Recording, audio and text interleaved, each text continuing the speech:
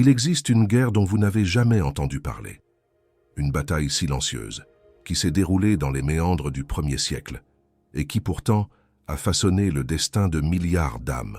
D'un côté, il y avait Paul de Tarse, autrefois Saul, l'ancien persécuteur des disciples du Christ, un homme qui n'a jamais connu Jésus de son vivant.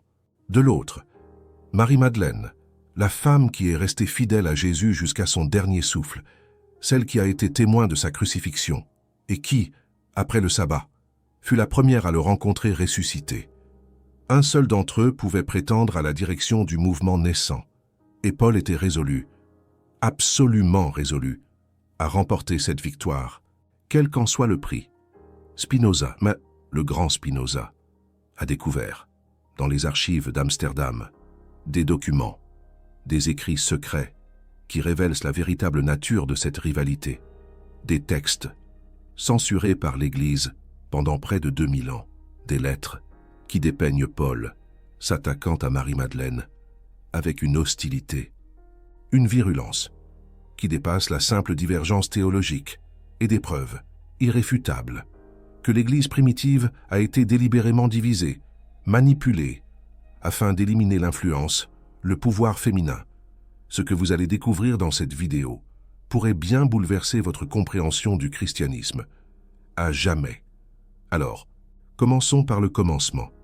Qui était réellement Marie-Madeleine? L'Église, pendant des siècles, n'a eu de cesse de la diffamer, de la dénigrer, la présentant comme une simple prostituée repentie.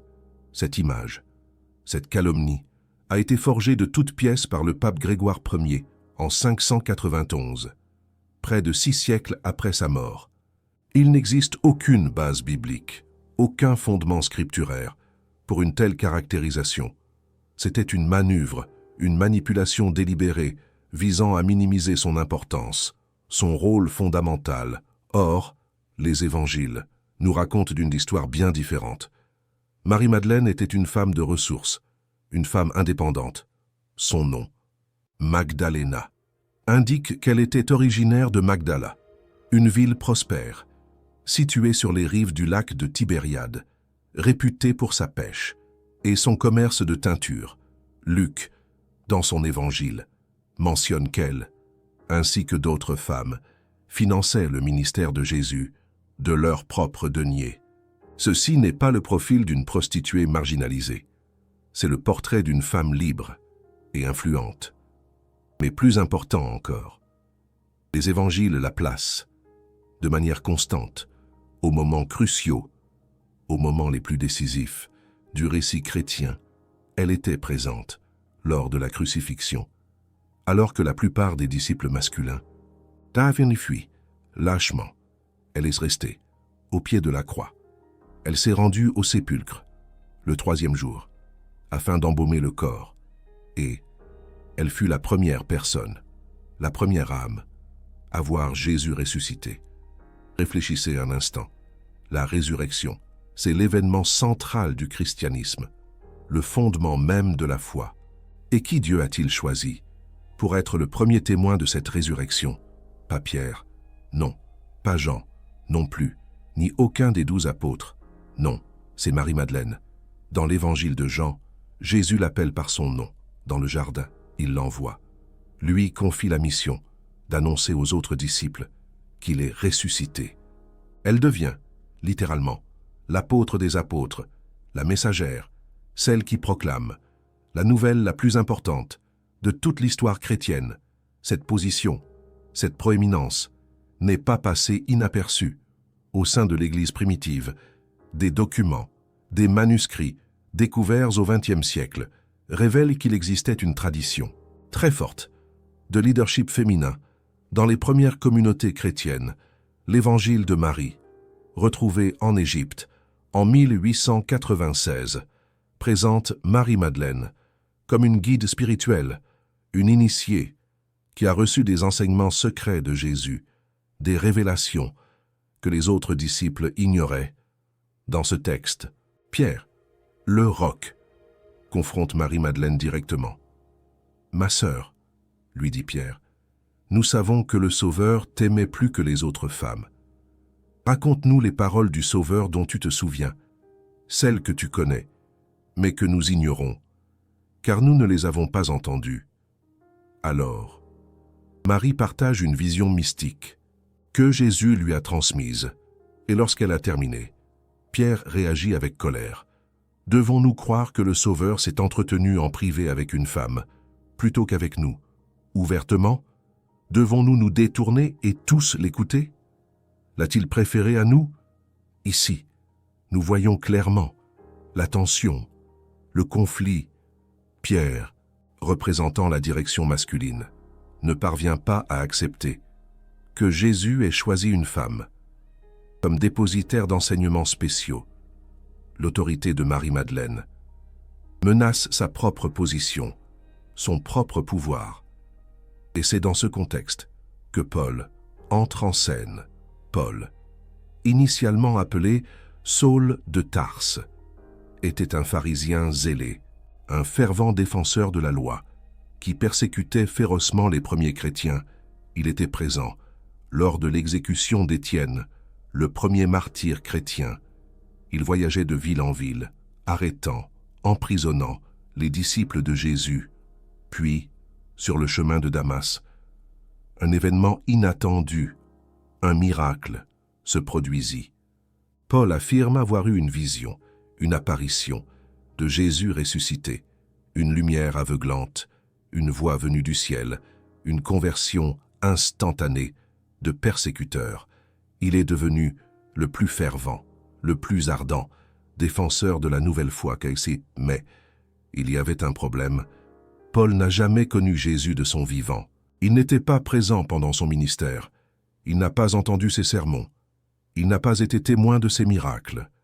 Il n'a pas eu les conversations intimes, les échanges privilégiés que les autres disciples ont eus. Son unique crédibilité reposait sur une expérience mystique, sur une vision, survenue sur la route. Comparez cela à Marie-Madeleine. Elle a marché avec Jésus pendant des années. Elle a écouté ses enseignements directement. Elle l'a vu guérir les malades et ressusciter les morts. Elle est restée à ses côtés dans les moments les plus difficiles, les plus sombres. Et elle a été la première à le voir ressusciter. En termes de crédibilité, il n'y avait aucune comparaison possible. Et Paul en était parfaitement conscient. Ses lettres, les plus anciens écrits du Nouveau Testament, révèlent une insécurité constante quant à son autorité. Il se défend répétitivement contre les accusations selon lesquelles il n'était pas un véritable apôtre. Il affirme, avec force, que sa révélation lui est venue directement du Christ, et non d'un être humain. Mais il y avait une révélation encore plus directe, celle de Marie-Madeleine, dans le jardin, et Paul ne la mentionne jamais. C'est extraordinaire quand on y pense. Paul écrit longuement sur la résurrection dans sa première lettre aux Corinthiens. Il énumère méticuleusement toutes les apparitions de Jésus ressuscité. Pierre, les 12, plus de 500 frères, Jacques, tous les apôtres, et enfin, lui-même, Marie-Madeleine, est absente de la liste, la première témoin de la résurrection, la personne que tous les évangiles placent dans le jardin, ce matin-là, n'existe tout simplement pas dans la version de Paul. Ce n'est pas un oubli accidentel, c'est une omission, délibérée. Paul construisait un récit, une narration, où l'autorité émanait de lui et de chefs masculins, comme Pierre. Inclure Marie-Madeleine compliquerait cette narration. Si elle avait un accès privilégié à Jésus, si elle avait été choisie comme première témoin, alors son autorité serait supérieure à celle de Paul. Alors, il l'a effacée. Spinoza fut l'un des premiers penseurs modernes à percevoir cette dynamique, cette lutte de pouvoir. Dans les archives d'Amsterdam, il découvrit des copies de textes que l'Église avait tenté de détruire. L'Évangile de Marie en était un. L'Évangile de Philippe en était un autre. L'Évangile de Philippe contient un passage qui a choqué Spinoza. lorsqu'il l'a lu pour la première fois. La compagne du Sauveur est Marie-Madeleine. Le Christ l'aimait plus que tous les disciples et l'embrassait souvent sur la bouche. Les autres disciples étaient offensés par cela et exprimaient leur désapprobation. Ils lui demandèrent « Pourquoi l'aimes-tu plus que nous tous ?» Ce passage soulève des questions profondes sur la nature de la relation entre Jésus et Marie-Madeleine. Mais pour nos propos, le plus important, c'est la réaction des autres disciples. Ils étaient offensés. Ils exprimaient leur désapprobation. Ils interrogeaient Jésus directement. Cela montre que la rivalité n'a pas commencé après la mort de Jésus. Elle existait déjà pendant son ministère. Les disciples masculins ressentaient déjà la position privilégiée de Marie-Madeleine. Et quand Jésus est mort, il n'y avait plus personne pour la protéger. Les années qui ont immédiatement suivi la crucifixion ont été une période de chaos et de confusion. Les disciples de Jésus étaient traumatisés, dispersés, persécutés. Il n'y avait pas de leadership clair, pas de doctrine établie. Différents groupes dans différentes villes ont développé leurs propres traditions. À Jérusalem, Jacques, le frère de Jésus, a émergé comme chef de la communauté judéo-chrétienne. Il maintenait l'observance de la loi mosaïque et voyait le mouvement comme une secte au sein du judaïsme. Ailleurs dans l'Empire, Paul prêchait un message différent. Pour lui, la loi avait été dépassée. La circoncision était inutile. Les gentils pouvaient devenir disciples du Christ sans devenir juifs au préalable. Et quelque part dans ce mélange, il y avait les disciples de Marie-Madeleine. Des documents gnostiques du IIe et IIIe siècle font référence à des communautés qui vénéraient Marie-Madeleine comme leur fondatrice spirituelle. Ces groupes mettaient l'accent sur la connaissance mystique plutôt que sur les règles et les rituels. Ils autorisaient, et dans certains cas préféraient, le leadership féminin. Paul voyait ces groupes comme une menace. Ces lettres contiennent des attaques répétées contre ce qu'il appelle de faux apôtres et de faux évangiles. Il avertit les communautés contre quiconque prêche un message différent du sien.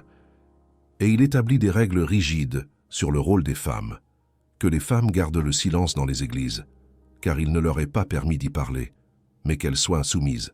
Comme le dit aussi la loi. Et si elles veulent s'instruire sur quelques points, qu'elles interrogent leur mari à la maison, car il est malhonnête pour une femme de parler dans l'Église. Ces paroles, tirées de la première épître aux Corinthiens, sont une attaque directe contre la tradition de leadership féminin que Marie-Madeleine représentait. Pensez au contexte. Paul écrit à des communautés où des femmes exerçaient des fonctions de leadership. Il y avait probablement des prophétesses, des diaconesses, peut-être même des dirigeantes de congrégation. Et Paul leur ordonne de se taire. Pourquoi? Parce que la parole des femmes était honteuse. Ce n'était pas la vision de Jésus, qui a conversé longuement avec la Samaritaine au puits, qui a défendu la femme surprise en adultère, qui a accepté Marie-Madeleine comme une disciple proche. C'était la vision de Paul, le pharisien converti, qui portait avec lui les préjugés de sa formation. Et cette vision a vaincu. Quand les évangiles ont été écrits, des décennies après les événements, ils reflétaient déjà l'influence paulinienne. Marie-Madeleine apparaît toujours dans les moments cruciaux, mais son importance est minimisée. Elle est une parmi plusieurs femmes. Elle découvre le tombeau vide, mais ce sont Pierre et Jean qui y entrent. Elle voit Jésus ressuscité. Mais ses paroles sont considérées comme du délire jusqu'à ce que les hommes confirment. La tradition de Marie-Madeleine comme leader spirituel a été graduellement supprimée. Ses évangiles ont été exclus du canon. Ses communautés ont été étiquetées comme hérétiques. Sa réputation a été détruite par le mensonge de la prostitution. Et Paul est devenu l'architecte du christianisme tel que nous le connaissons, sur les 27 livres du Nouveau Testament. 13 sont attribués à Paul. Ces lettres ont établi la théologie, la structure organisationnelle et les règles morales que l'Église suivrait pendant 2 millénaires. La vision de Marie-Madeleine, quelle qu'elle fût, a été perdue. Spinoza a compris l'ampleur de cette perte. Il voyait dans les textes supprimés une version du christianisme plus mystique, plus égalitaire, plus axée sur l'expérience directe du divin que sur les dogmes et les hiérarchies. Et il voyait en Paul le responsable de l'élimination de cette alternative. dans les annotations de Spinoza trouvées à Amsterdam. Il y a un passage révélateur. L'apôtre des nations a construit son empire sur les os de ceux qui ont réellement connu le Maître. Il a transformé un enseignement de liberté en une religion d'obéissance. Et la plus grande victime de son ambition a été la femme que Jésus aimait le plus. C'était la conclusion de Spinoza. Paul ne se contentait pas d'être en désaccord avec Marie-Madeleine. Il l'a outsight. Elle représentait tout ce qu'il voulait éliminer. Autorité basée sur la connaissance directe de Jésus. Leadership féminin. Spiritualité mystique au lieu de légalisme rigide. Pour que Paul gagne, Marie-Madeleine devait perdre. Et le prix de cette victoire a été payé par 2000 ans d'histoire. Examinons maintenant les preuves plus en détail. L'Évangile de Marie, découvert en 1896 en Égypte, est le document le plus important pour comprendre la rivalité entre Paul et Marie-Madeleine. Bien que le texte que nous avons soit incomplet, manquant de plusieurs pages cruciales, ce qui a survécu est extraordinaire. Le manuscrit présente Marie-Madeleine recevant une vision privée de Jésus. Dans cette vision, Jésus explique la nature de l'âme, comment elle s'élève à travers les sphères célestes et comment surmonter les pouvoirs qui tentent d'empêcher cette ascension. C'est un enseignement ésotérique, mystique, très différent des paraboles simples des évangiles canoniques. Quand Marie partage cette vision avec les autres disciples, Pierre explose. Est-ce qu'il a conversé avec une femme en secret, à notre insu? Devons-nous nous détourner et l'écouter? L'a-t-il préféré à nous? La réponse vient de Lévi, un autre disciple. Pierre, tu as toujours été irascible. Maintenant je te vois te disputer avec la femme comme tu le fais avec les adversaires. Mais si le Sauveur l'a jugée digne, qui es-tu pour la rejeter? Certainement le Sauveur la connaît très bien. C'est pourquoi il l'a aimée plus que nous. Ce dialogue est révélateur à plusieurs niveaux. Premièrement, il montre qu'il y avait une tension ouverte entre Pierre et Marie sur qui avait l'autorité pour enseigner. Deuxièmement, il suggère que d'autres disciples, comme Lévi, soutenaient Marie. Troisièmement, et plus important encore, il affirme explicitement que Jésus aimait Marie plus que les autres disciples. Si ce texte reflète la réalité historique, même partiellement, il change tout ce que nous pensons de l'Église primitive. Maintenant, considérez comment Paul s'intègre dans ce tableau. Paul ne mentionne jamais Marie-Madeleine par son nom dans aucune de ses lettres. C'est étrange en soi. Il mentionne des dizaines d'autres chrétiens, certains par leur nom, d'autres par leur fonction. Il parle d'apôtres, de prophètes, d'enseignants, de diacres. Il nomme Prisca, Lydie, Phoebé et d'autres femmes qui ont travaillé avec lui. Mais Marie-Madeleine, silence absolu. La seule explication logique est que Paul l'a délibérément exclue de ses récits. Elle représentait une tradition rivale qu'il essayait de supprimer. Et il y a des preuves indirectes de cela dans ses lettres. Dans l'Épître aux Galates, Paul décrit sa conversion et ses premières années en tant que chrétien. Il souligne qu'il n'a reçu son évangile d'aucun être humain, mais par révélation de Jésus-Christ. Il existe une guerre dont vous n'avez jamais entendu parler, une bataille livrée dans les ombres du 1er siècle, une lutte qui a déterminé le destin de milliards de personnes. D'un côté, il y avait Paul, l'ancien persécuteur de chrétiens, celui qui n'a jamais connu Jésus de son vivant. De l'autre, Marie-Madeleine, la femme qui est restée aux côtés de Jésus jusqu'à la fin, celle qui a témoigné de sa mort et qui a été la première à le voir après sa résurrection. Il est allé jusqu'à Jérusalem et a rencontré les dirigeants de l'Église, y compris Pierre et Jacques. Mais il affirme qu'il n'a rien appris de nouveau d'eux. C'est une position défensive. Paul répond aux critiques, selon lesquelles son autorité était inférieure, parce qu'il n'a pas connu Jésus personnellement, mais qui formulait ces critiques. Précisément, les candidats les plus évidents sont ceux qui avaient une connaissance directe de Jésus, les disciples originaux, et parmi eux, Marie-Madeleine avait la crédibilité la plus impressionnante de toutes, être le premier témoin de la résurrection. Si une faction de l'Église primitive remettait en question l'autorité de Paul en se basant sur le témoignage de Madeleine, il serait logique que Paul ne la mentionne jamais. La reconnaître reviendrait à donner de la crédibilité à ses opposants. Le silence de Paul est une arme. Maintenant, regardons ce qui s'est passé ensuite. À la fin du 1er siècle et au début du 2e, l'Église se consolidait. Différentes traditions étaient en compétition pour la domination. Les écrits qui allèrent devenir le Nouveau Testament étaient en train d'être rassemblés et sélectionnés. Et dans ce processus, une décision cruciale a été prise. Les évangiles de Pierre, Marie, Philippe, Thomas et d'autres ont été exclus. Seuls les évangiles de Matthieu, Marc, Luc et Jean ont été acceptés. Les lettres de Paul ont été incluses en masse.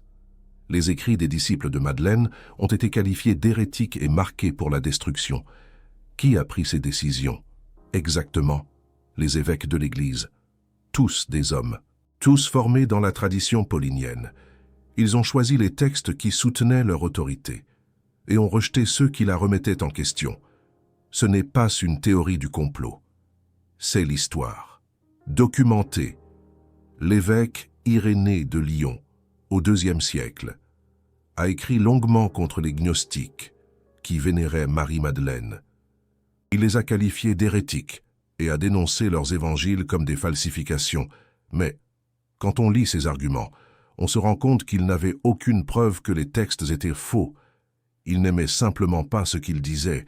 Les textes gnostiques donnaient de l'autorité aux femmes. Ils présentaient une théologie mystique plutôt que dogmatique. Ils remettaient en question la structure hiérarchique que l'Église était en train de construire.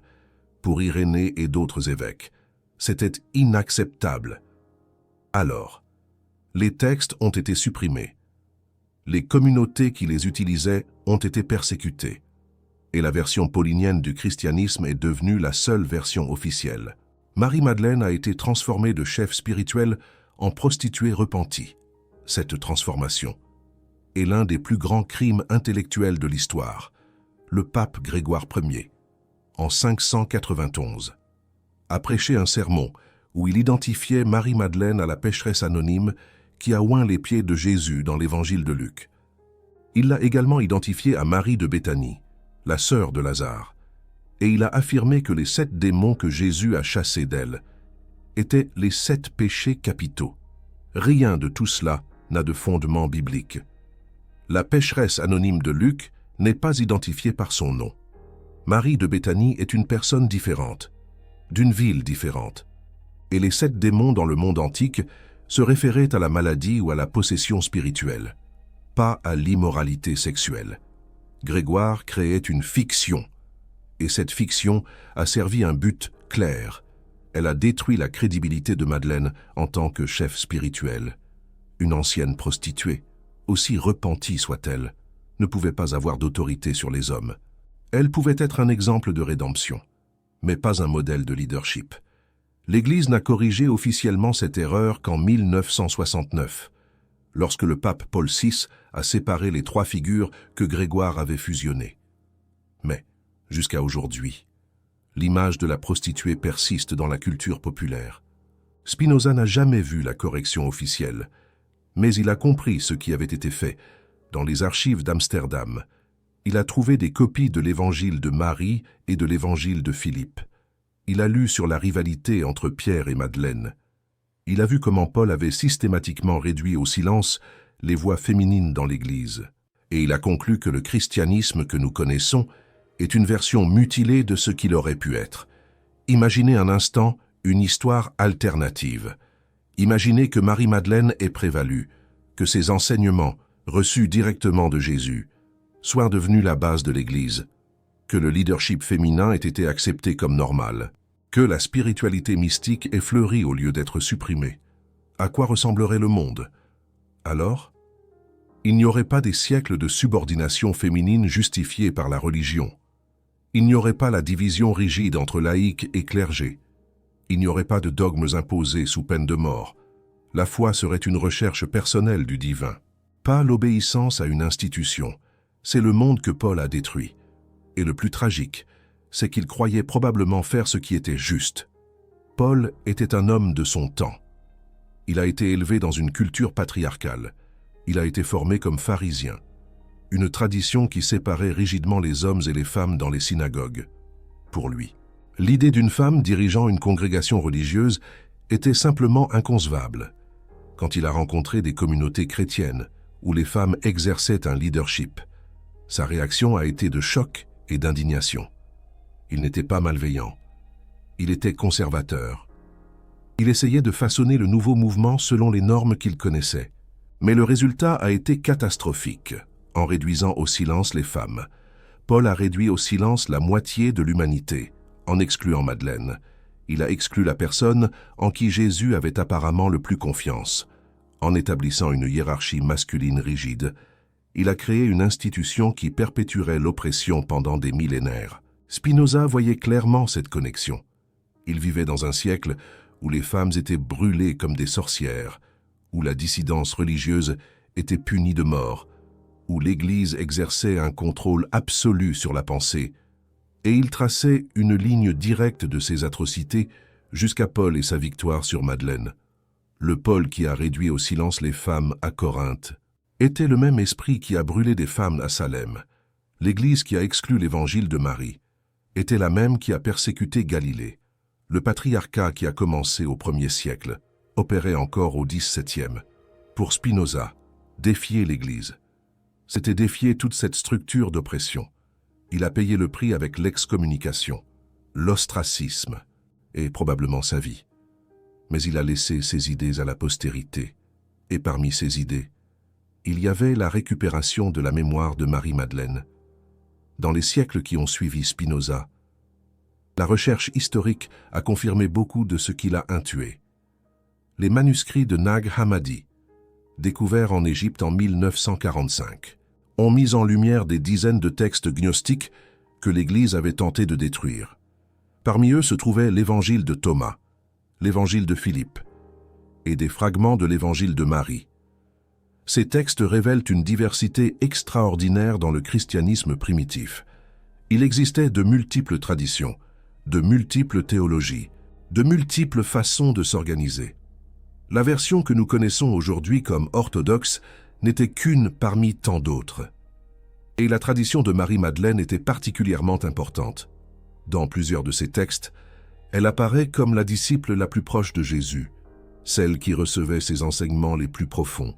La leader naturelle du mouvement après sa mort, ce n'est pas une figure marginale, elle est centrale. L'archéologie a aussi contribué à révéler cela.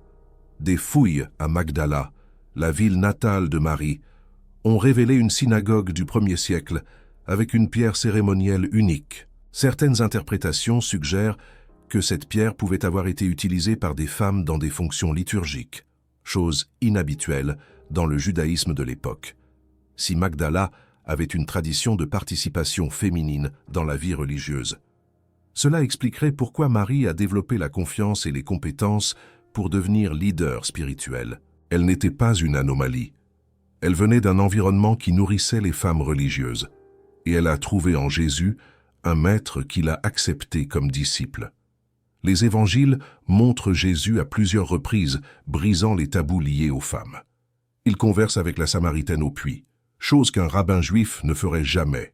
Il permet à Marie de Béthanie de s'asseoir à ses pieds comme disciple. Au lieu de servir comme Marthe, il défend la femme prise en adultère contre la foule qui veut la lapider. Jésus était révolutionnaire dans son attitude envers les femmes. Et Marie-Madeleine a été la bénéficiaire la plus visible de cette révolution. Elle a été acceptée dans le cercle intérieur. Elle a reçu des enseignements privilégiés. Elle a été choisie comme première témoin de la résurrection.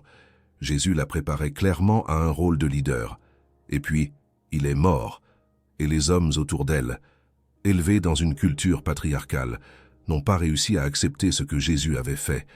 Pierre a questionné son autorité. Paul l'a ignoré complètement. L'Église qui a émergé a exclu sa voix et a diffamé sa mémoire. La victime ici n'est pas seulement Marie-Madeleine, c'est toute l'humanité. Nous avons perdu sa vision du christianisme, ses enseignements, sa perspective unique en tant que personne que Jésus aimait et en qui il avait le plus confiance. Et nous avons gagné en échange le christianisme de Paul, une religion de hiérarchie, d'obéissance, de silencement des femmes et de conformité dogmatique. Spinoza croyait qu'il était encore possible de récupérer quelque chose de ce qui avait été perdu. Les textes supprimés existaient toujours, cachés dans les bibliothèques et les archives. Les traditions alternatives résonnait encore dans les mouvements mystiques et réformateurs. La vérité ne pouvait pas être complètement détruite. Spinoza, penseur immense, et il avait raison. Aujourd'hui, grâce aux découvertes archéologiques et au travail de chercheurs courageux, nous pouvons reconstruire partiellement l'histoire de Marie-Madeleine. Nous pouvons lire ses évangiles. Nous pouvons comprendre son rôle dans l'Église primitive.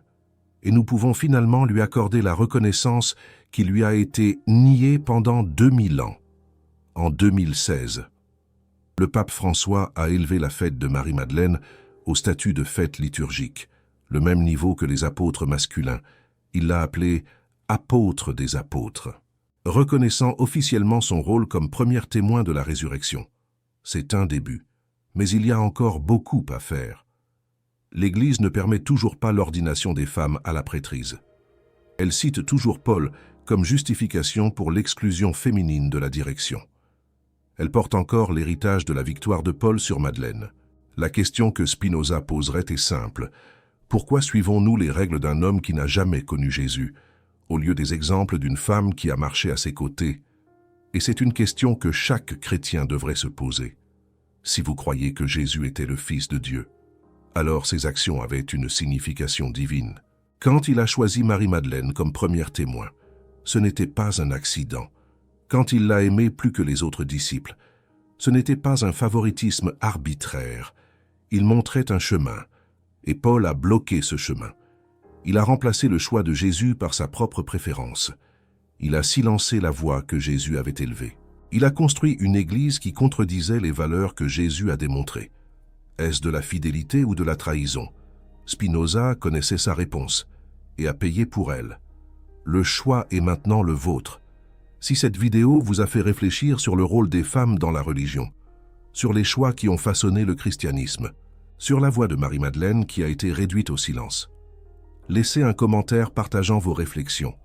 Et si vous voulez soutenir la continuation de cette recherche, devenir membre de la chaîne vous donne accès à du contenu exclusif sur les textes supprimés et les traditions alternatives que l'Église a tenté de détruire.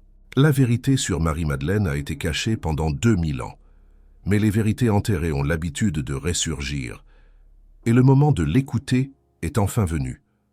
Dans les prochaines vidéos, nous explorerons les autres enseignements qui ont été perdus. Les 7 enseignements de Jésus que l'Église a supprimés, les mots réels qu'il a dits sur la croix, les traditions mystiques qui ont survécu malgré la persécution. La journée de récupération ne fait que commencer. Jusque-là, souvenez-vous des paroles de Spinoza. La vérité est la lumière de la nature, et la lumière ne peut pas être permanentement éteinte. Marie-Madeleine a été réduite au silence, mais sa voix résonne encore à travers les siècles, et ceux qui ont des oreilles pour entendre, entendront. Examinons maintenant les tactiques spécifiques que Paul a utilisées pour marginaliser Madeleine et établir sa propre autorité. La première tactique a été l'omission stratégique. Comme nous l'avons déjà vu, Paul ne mentionne tout simplement pas Marie-Madeleine dans ses lettres, mais il va au-delà de cela. Lorsqu'il énumère les apparitions de Jésus ressuscité, il crée une séquence qui place Pierre en premier. Le Christ est apparu à Céphas, puis aux 12, écrit-il dans 1 Corinthiens. Ensuite, il est apparu à plus de 500 frères à la fois. Ensuite, il est apparu à Jacques, puis à tous les apôtres. Enfin, il m'est apparu à moi aussi. Notez la structure. Pierre en premier, les 12, les 500, Jacques, tous les apôtres, et finalement Paul. Où est Marie-Madeleine? Les 4 évangiles s'accordent tous à dire qu'elle a été la première témoin. C'était une connaissance commune dans les communautés chrétiennes. Paul ne pouvait pas plaider l'ignorance. Il a choisi de l'omettre. Et ce faisant, il a réécrit l'histoire. Il a transformé Pierre en premier témoin alors que tout le monde savait que ce n'était pas vrai. La deuxième tactique a été la délégitimation du savoir féminin. Paul distingue différents types de connaissances spirituelles. Il y a la sophiaon, la sagesse, qu'il associe à la spéculation mystique, et il y a le kérygma, la proclamation, qu'il associe au message simple de la croix et de la résurrection. Il critique répétément ceux qui recherchent la sophia, au lieu d'accepter le kérygma. Or, nous prêchons le Christ crucifié, écrit-il. Scandale pour les Juifs, folie pour les païens, mais pour ceux qui sont appelés, tant juifs que grecs. Christ, puissance de Dieu et sagesse de Dieu. L'implication est claire. Ceux qui recherchent la connaissance mystique, les visions secrètes, les enseignements ésotériques, sont dans l'erreur. La seule vérité nécessaire est la mort et la résurrection du Christ. C'est une attaque directe à la tradition représentée par Marie-Madeleine. L'évangile de Marie présente exactement le type de connaissance que Paul rejette. Vision mystique, enseignement sur l'ascension de l'âme, sagesse reçue en communication privée avec Jésus ressuscité. En délégitimant ce type de connaissance, Paul délégitimait la source d'autorité de Marie-Madeleine. La troisième tactique fut d'établir des critères d'apostolat qui l'excluaient. Paul définit apôtre d'une manière très spécifique. Un apôtre est quelqu'un qui a vu le Seigneur ressuscité et qui a été mandaté par lui pour prêcher, selon ses critères. Marie-Madeleine se qualifiait clairement. Elle a vu Jésus ressuscité. Elle a été envoyée par lui pour le raconter aux autres. Mais Paul ajoute un autre critère, implicitement. Un apôtre doit être accepté comme tel par la communauté. Et c'est ici que le jeu de pouvoir entre en scène. Si les leaders masculins de l'Église refusaient de reconnaître Marie-Madeleine comme apôtre, elle ne serait pas apôtre, indépendamment de ses expériences.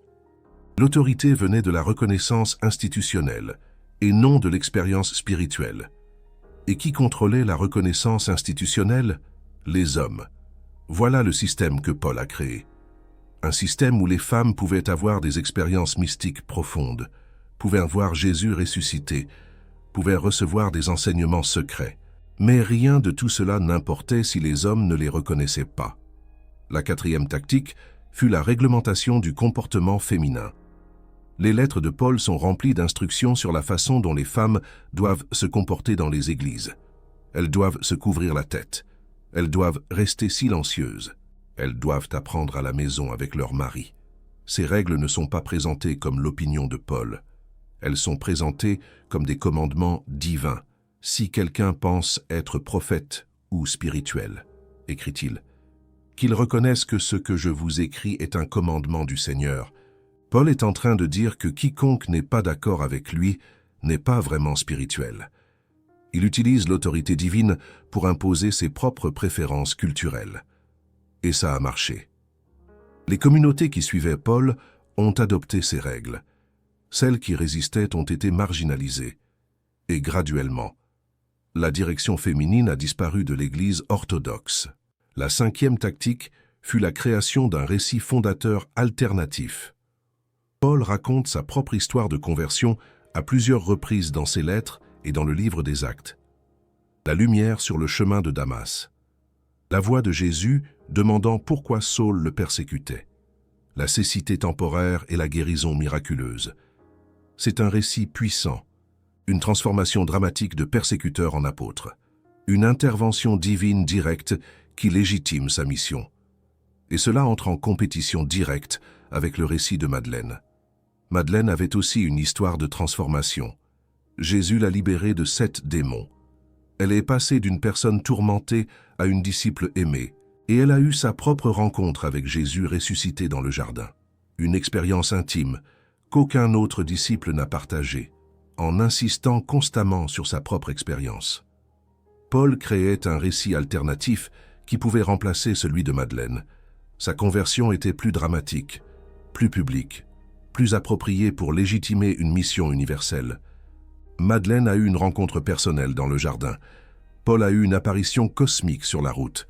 Quelle histoire serait la plus attrayante pour de nouvelles communautés qui ne connaissaient ni l'un ni l'autre? Paul comprenait le pouvoir du récit. Et il a utilisé ce pouvoir pour s'établir comme le principal interprète du christianisme. Toutes ces tactiques réunies ont créé un système qui excluait systématiquement les femmes.